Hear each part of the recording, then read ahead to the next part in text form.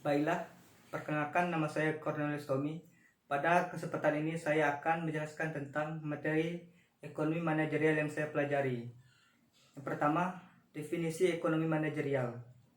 Ekonomi manajerial adalah aplikasi teori ekonomi dan perangkat analisis ilmu keputusan untuk membahas bagaimana suatu organisasi dapat mencapai tujuan atau maksudnya dengan cara yang paling efisien. Keterkaitan dengan teori ekonomi. Suatu organisasi dapat memecahkan masalah keputusan manajemennya dengan menerapkan teori ekonomi dan perangkat ilmu keputusan. Keterkaitan dengan ilmu keputusan.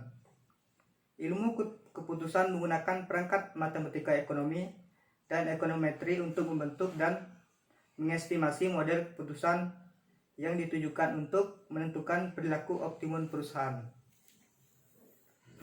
Matematika ekonomi untuk memformalkan atau menggambarkan dalam bentuk persamaan model ekonomi yang dipostulatkan oleh teori ekonomi.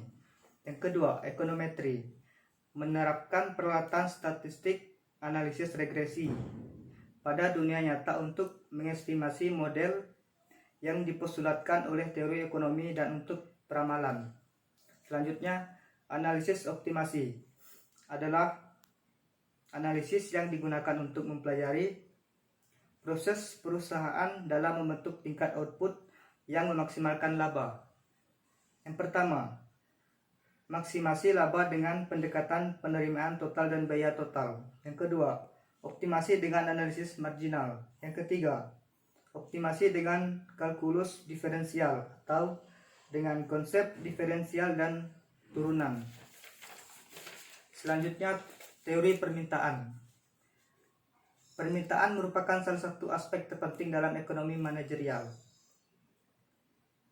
Penting bagi penciptaan keberlangsungan hidup dan fleksibilitas perusahaan.